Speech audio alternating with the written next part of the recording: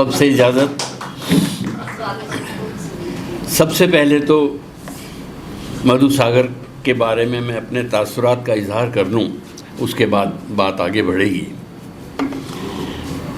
چند اشعار حاضر کرتا ہوں محترمہ، سنیے گا۔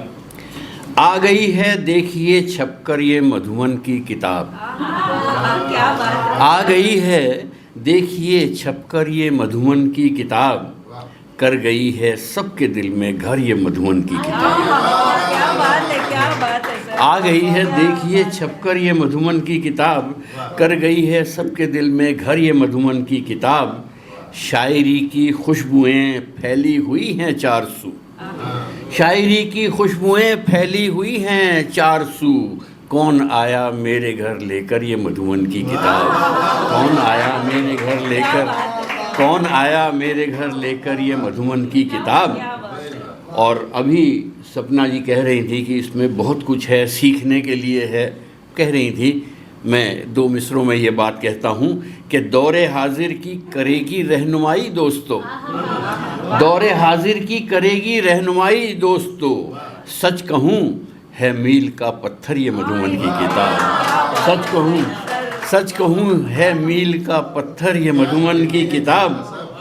اور شوق صاحب شعر سنیے گا کہ روح پرور شاعری کا تذکرہ ہوتا ہے جب، روح پرور شاعری کا تذکرہ ہوتا ہے جب، یاد آتی ہے مجھے اکثر یہ مدھون کی کتاب، یاد آتی ہے مجھے اکثر یہ مدھون کی کتاب۔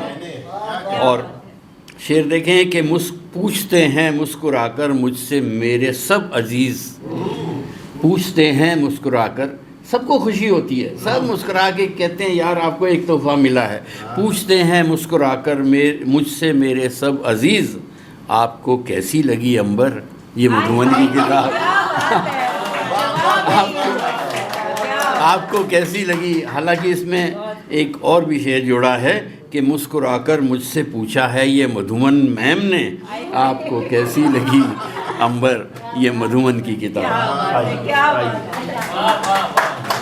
میں نے انجلی کو روک دیا کہ یہ اتیادی کہہ کے بس کر دو، کیونکہ ایک قصہ سناتا ہوں کہ ایک صاحب میرے پاس آئے، کہنے لگے کہ کچھ منگاؤ یار، میٹھا میٹھا منگواؤ، کچھ خوشخبری سنائیں گے۔ سنائیے۔ کہنے لگے کہ یہ اخبار میں آپ کا نام چھپا ہے۔ ہم نے کہا دکھائیے، کہہ رہے پہلے کچھ منگاؤ۔ ہم نے کہا کھا لو، کیا گلاب جامن کھاؤ گے؟ کہ ہاں وہ بھی، نمکین بھی منگاؤ، سموسے بھی منگاؤ، سب۔ اس کے بعد ہم نے کہا دکھائیے اخبار کیا چھپا ہے۔ انہوں نے ایک کاغذ نکالا، سیدھا کیا اسے، کہہ رہے اس میں آپ کا نام ہے۔ ہم نے پڑھا، ہم نے کہا یہ نام کہاں ہے، ہمارا نام تو کہیں نہیں دکھا اس میں۔ کہ نہیں غور سے دیکھیے اس میں ہے۔ ہم نے پھر دیکھا، ہم نے کہا اس میں تو لکھا ہے کہ دور حاضر میں جو اردو ادب کی آبیاری کر رہے ہیں اس میں ڈاکٹر نفس امبالوی ہیں، مدھون میم ہیں، سپنا جی ہیں، ڈاکٹر انیشا ہیں، پرویندر شوق ہیں، وغیرہ وغیرہ۔ تو میں نے کہا ہمارا نام کہاں ہے؟ انہوں نے کہا وغیرہ وغیرہ میں تمہارے جیسے سب آتے ہیں۔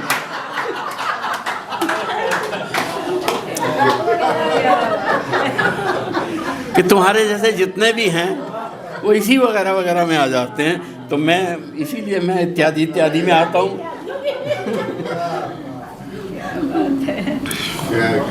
پورن احساس پٹھان کوٹ سے کہتے ہیں کہ پار سرحد کے بانٹنے جاؤں، چھپ کے میری کتاب آ جائے۔ کتاب کا آنا ایک مطلب ایک خواب کی تعبیر جیسا ہے، ایک دیری نہ خواب جو دیکھا جاتا ہے۔ میں حالانکہ مجھے اس کتاب پر میں نے اپنا اعتراض بھی ظاہر کیا تھا کہ کلیات کیوں کہہ رہی ہیں، ابھی بہت ساری چیزیں آئیں گی، کلیات نہ کہیے۔ لیکن خیر اس میں اتنا کچھ ہے، اتنا کچھ ہے۔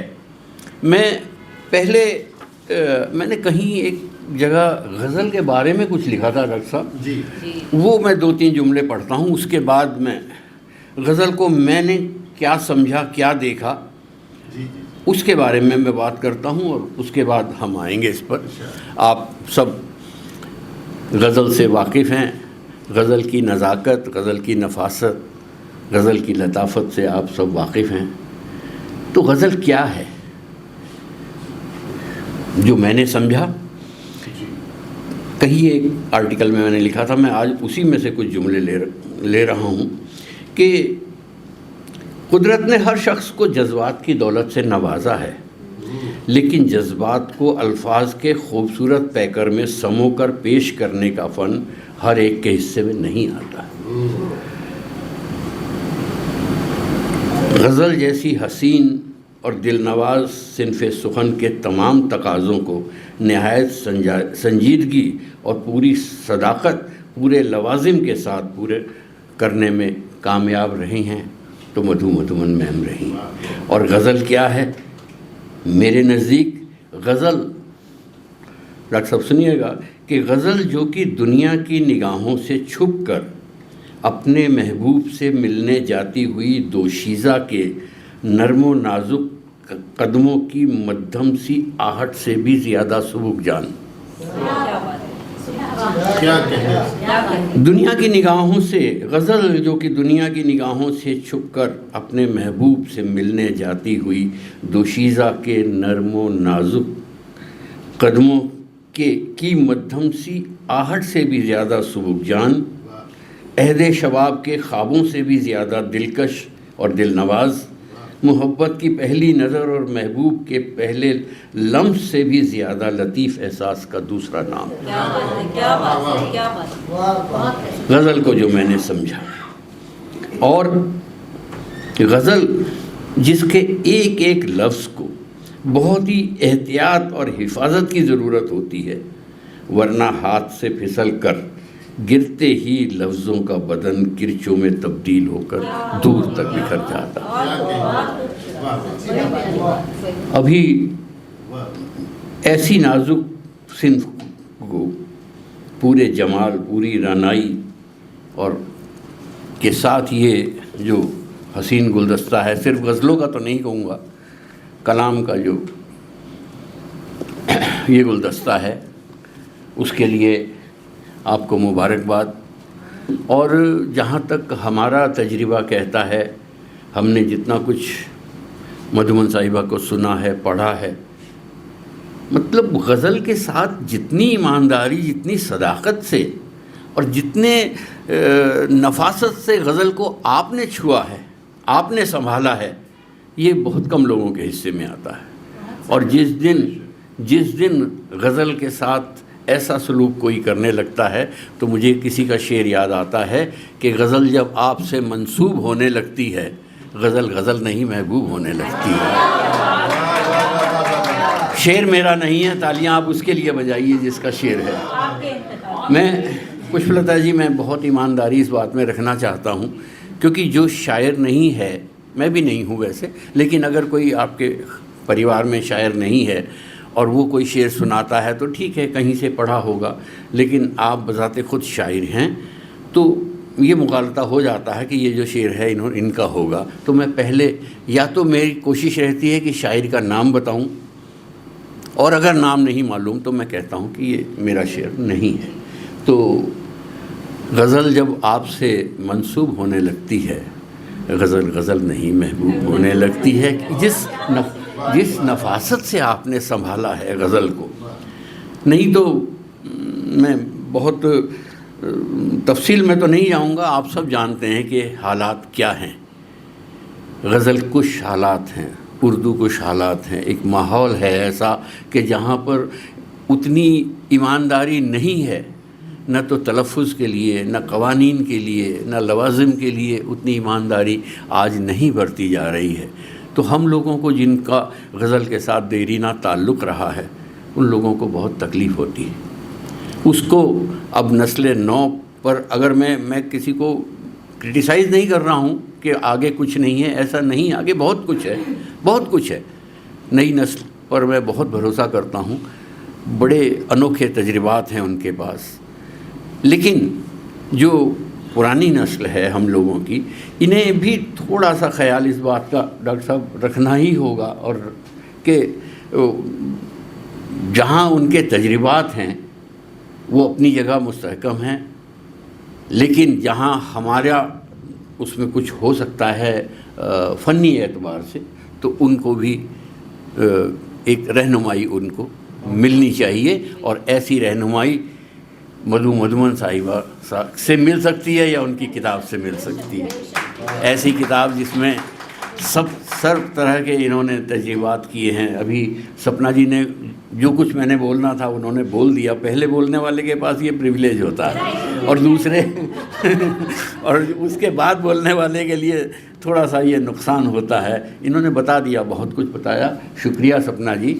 اور غزل کی جو بات ہوئی ہے، کچھ اور تھوڑا بہت اور بات کر کے میں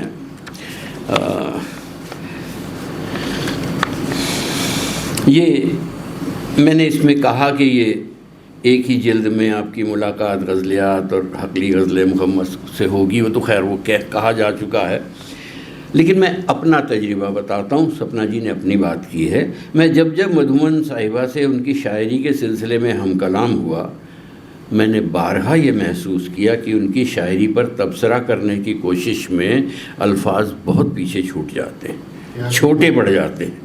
آپ کی شاعری چند الفاظ کا فقط مجموعہ بھر نہیں، بلکہ یہ معجزہ ہے، فسونکاری ہے، سحر انگیزی ہے. اور بھی بہت کچھ ہے جسے محسوس تو کیا جا سکتا ہے، لیکن ان کی شاعری کا وہ لطیف احساس بیان کی حدود سے یقیناً باہر چلا جاتا ہے.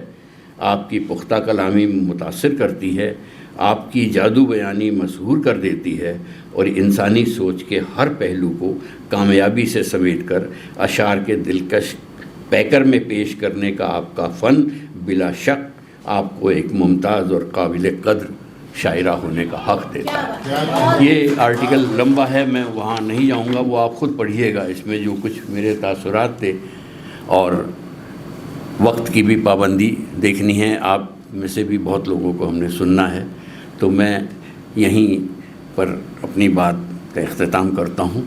اور مدھو جی کو اس بار اس مدھو ساگر کی اشاعت پر مبارکباد دیتا ہوں. اپنی سبز بختی پر ناز کرتا ہوں کہ میں اس اجلاس کا ایک حصہ بنا، اور آپ سب کا بھی خیر مقدم کرتا ہوں. آپ سب سے ملاقات کا شرف ایک بار پھر حاصل ہوا.